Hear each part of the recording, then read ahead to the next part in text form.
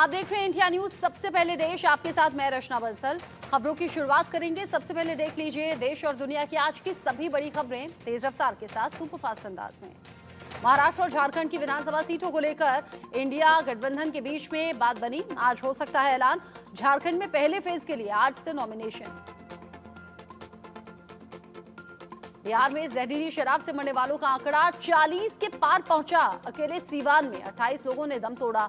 छपरा में 12 लोगों ने गंवाई जान। 50 से ज्यादा लोग अस्पताल में भर्ती। सलमान खान को फिर से मिली धमकी। बाबा सिद्दीकी से भी बुरा हाल करने की धमकी भरा मैसेज मुंबई पुलिस को पहुंचा है। मैसेज में लॉरेंस बिश्नोई का भी जिक्र है। पुलिस ने दर्ज की एफआईआर। कानपुर के एचबीटीयू में जूनियर स्टूडेंट से रैगिंग का सनसनीखेज मामला। सीनियर्स ने जूनियर्स छात्रों के जबरन कपड़े उतरवाए। कपड़े न उतारने पर लोहे की रॉड से पिटाई की। 8 सीनियर छात्रों के खिलाफ एफआईआर दर्ज।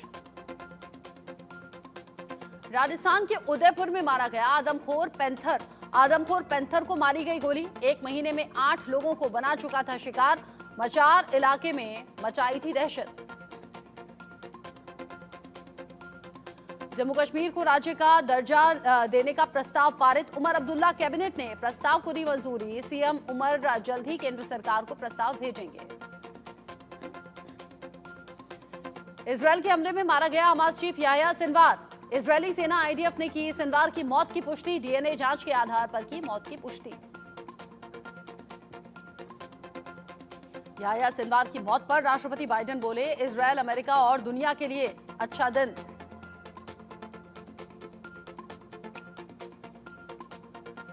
हमास प्रमुख याह्या सिनवार की हत्या पर बोली अमेरिकी राष्ट्रपति, चुनाव में डेमोक्रेटिक पार्टी की उम्मीदवार कमला हैरिस।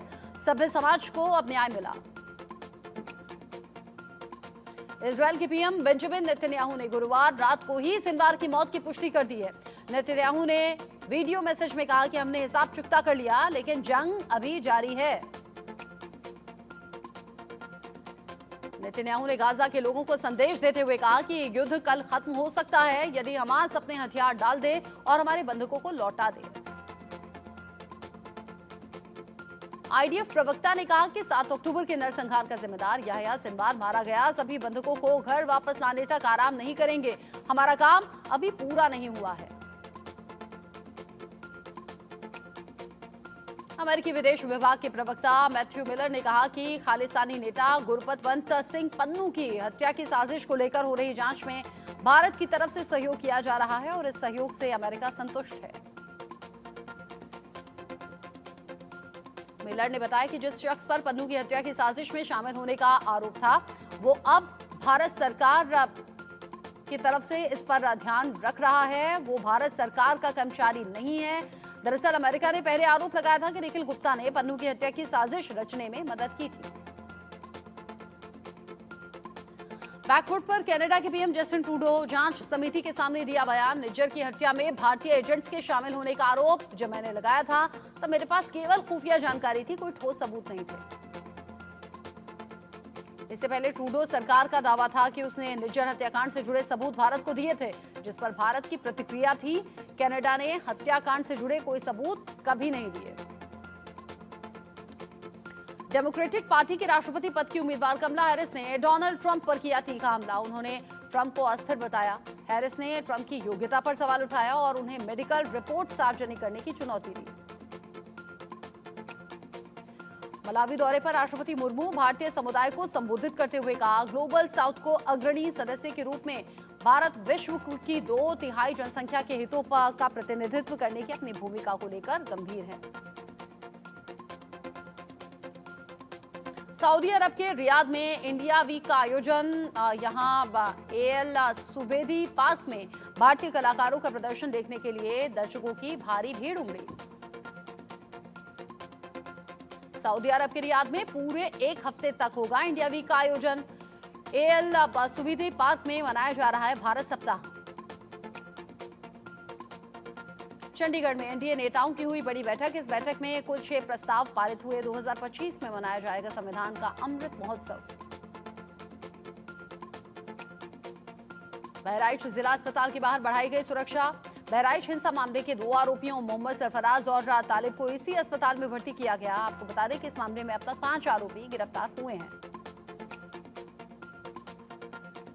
एनडीए बैठक के बाद बोले पीएम मोदी ने इस बात पर जोर दिया कि शासन के माध्यम से लोगों की समस्याओं का समाधान किया जाना चाहिए।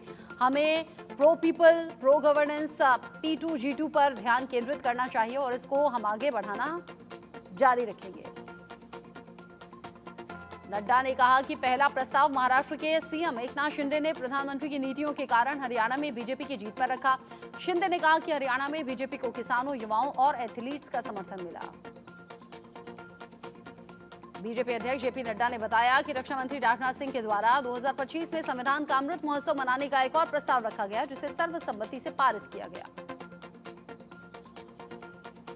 एनडीए बैठक पर महाराष्ट्र के उप मुख्यमंत्री अजित पवार ने कहा कि हमें पूरा भरोसा है, हमने अच्छा काम किया, बैठक बहुत अच्छी रही। प्रधानमंत्री ने 4 घंटे दिए और सभी की बात सुनी।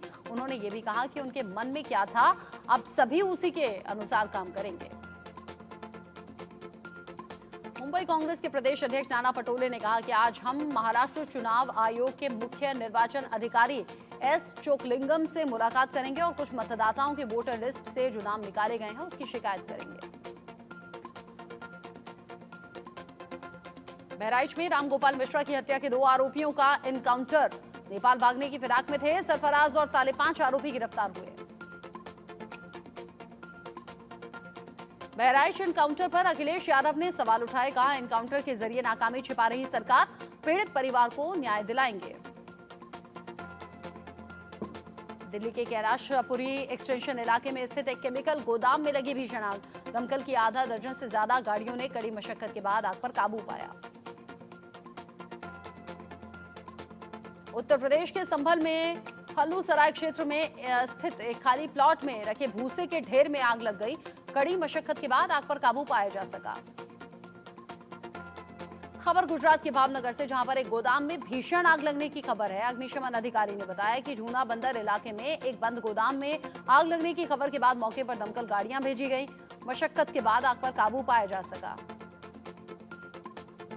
इंडिया न्यूज की खबर का एक बार फिर से असर हुआ है। दिल्ली सदर बाजार में अतिरिक्त पुलिस फोर्स तैनात, ड्रोन से होगी सदर बाजार की निगरानी। आपको बता दें कि अक्सर सदर बाजार में महिलाओं से बदसलूकी होती रही है। ओडिशा के जगन्नाथपुरी में समुद्र तट और जगन्नाथ मंदिर के ऊपर देखा गया सुपर मून। ये साल का सबसे बड़ा और चमकीला चांद था। दिल्ली में भी दिखा सुपर मून। इंडिया गेट इलाके में देखा गया सुपर मून। ये साल का सबसे बड़ा और चमकीला चांद रहा।